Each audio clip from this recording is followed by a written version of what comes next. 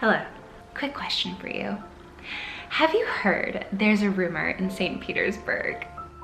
Have you heard what they're saying on the street? Although the Tsar did not survive, one daughter may be still alive. I have been vying for the chance to make Anastasia's blue Russian Ballet dress. For those of you who have not seen Anastasia, it's an animated kids movie that focuses on the mystery of a missing princess who is actually a real historical figure. It's so good. It is so good. The movie follows Anya, who is Anastasia. Spoiler alert. Anya is an orphan who can't remember her past, and she's attempting to go to Paris because she thinks her family will be there. Along the way, she finds Dmitri, who is actually a con man attempting to find a fake Anastasia. The two of them have kind of an enemies to lovers arc as they kind of then unravel the mystery that Anya is Anastasia, all while an evil wizard is hunting them down as they try to go to Paris. So yeah, there we are. That is, you know, a children's movie, which is based off of the murder of an entire family. Don't you just love educational children's programming? I do. The dress that I'm going to make comes at a pivotal point in the movie where Anya, Anastasia, is going to meet her grandmother, and she takes off her coat and Dmitri just looks at her, and we see her in this gorgeous sapphire blue strapless gown, and it was just so iconic. Like, if you were there, if you were a child watching this, then you know. You know! The patterns that I'll be using are going to be linked in the description if you want to remake the dress as well, along with the fabrics that I ordered. So let's get started. I first started this dress by cutting out my fabric.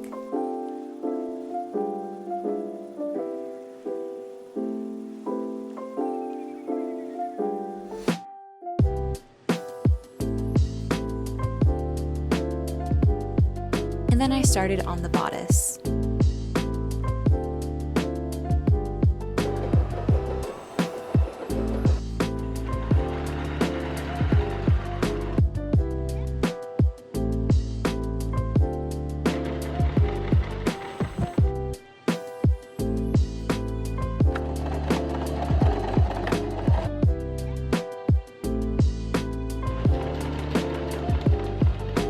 I'm not exaggerating when I say I think this is one of the most beautiful things I've ever made. Simply because I have, like, I don't know, a wealth of knowledge about the Romanov family when I really honestly as a teenager could have been spending that time like studying for the SAT. I thought I would just delve into a really quick timeline because I think it's one of the most fascinating things I've ever researched in my entire life. And you can tell I'm getting really excited because my lisp is coming out. I'm just like, wait until you hear about the fact that they buried two of the bodies separately. So even by the 90s, they had no idea whether or not Anastasia had escaped. So basically, we're talking Russia, and at this point we have Nicholas as the Tsar, and he's not doing a great job, and all the people hate Alexandra, which is the Tsarina, who's his wife. She has 4 daughters, which is like a big oopsie, because like they obviously wanted the son to be the heir to the Russian throne. And so what's crazy too about the daughters is that like they were all dressed the same, and it's almost like conflation of their identities because they were all supposed to be boys. And so then what happens is like finally the male heir is born, but he has hemophilia, which like means that he's extremely delicate and he can die very easily. So it's like this huge secret that like they're trying to protect him, and they have no control over whether or not he's gonna get killed, right, by like a bruise. And so then what happens is like there's a revolution because the Tsar is really bad at his job, and so the entire family is then like imprisoned, and then unfortunately like they're all murdered in a basement, and it's crazy. So they're all going to kill the daughters, who at this time secretly had sewn jewels into their corsets, so when all the bullets are like hitting them, they're not dying. And they all had just gotten over measles, so there was like hypothetically a chance that they could have gotten out, but the mother, Alexandra, was like, no, you know, to like Great Britain, who was trying to get them out. She was like, no, like they're sick, like we can wait. But then they all were killed, and they decide, this is very important, to bury one of the daughters, who's either Maria or Anastasia, and Alexei, the son, separately in a different grave. This is all in like 1918. Years and years go by. It's not until like the 80s and the 90s that number one, the bodies are discovered.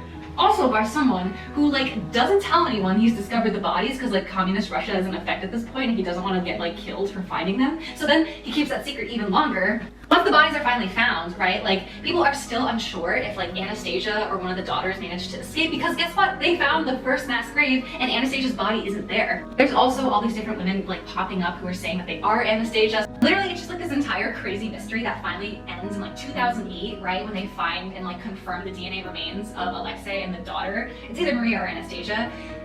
So yeah, like, isn't that crazy?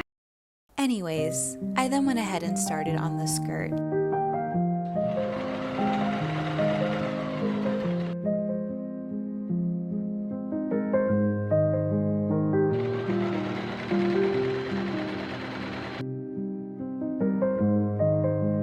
Once the skirt was sewn, I then attached it to the bodice.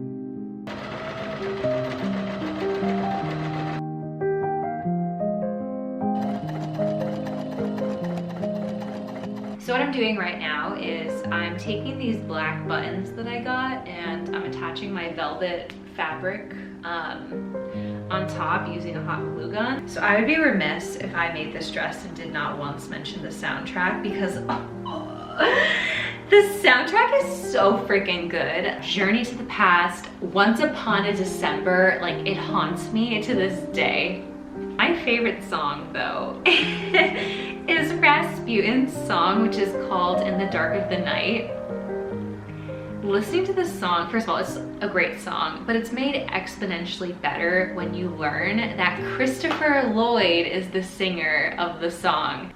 So he plays Rasputin, the, like, crazy villain, the wizard, and he also fucking plays Winnie the Pooh? Like, what? And the worst part is when you listen to the song, you can hear Winnie the Pooh. Yeah, looks great.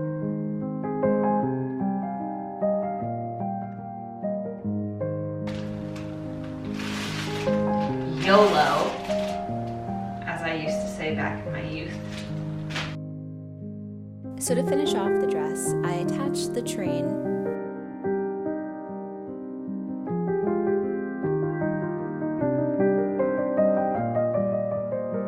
and got started on the gloves.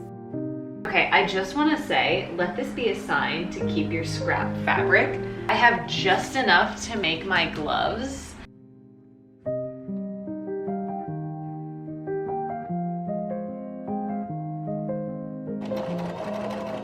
And now we're all set for the reveal.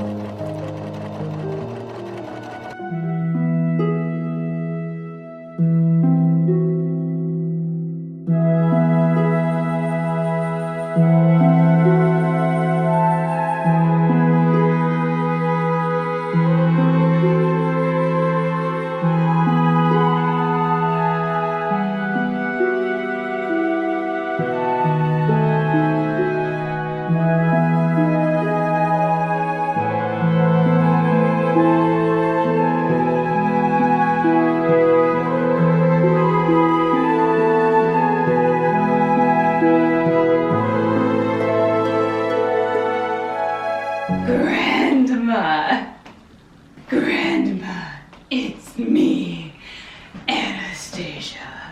I literally have no words. I love it so much. Number one, my childhood dream fulfilled. But number two, I just love it so much. It's just so beautiful. I don't know, I'm really proud of myself. Yeah, I don't know what to say. Like, I just, no thoughts, empty brain, right? Like, mouth frothing. I love that it's like form-fitting. I love the color. I love the sparkles, really demure. And it just adds like a little bit more. I love the white gloves. Like, why as a society have we strayed from wearing gloves and formal wear? Like, I would love to walk out my door like this, casually, if you will. I think what's funny though is I totally fucked up on the gloves. This one isn't as bad. I don't know if you can tell, but this one I accidentally like cut it a little too short. I'm just like, ignore my fucking doodle bop hand, if you will. Like, ignore that.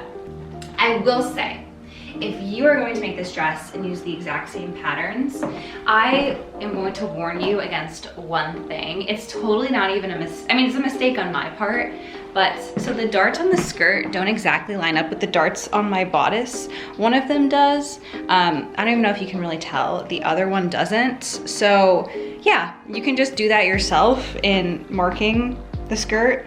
That's gonna be all from me for this video.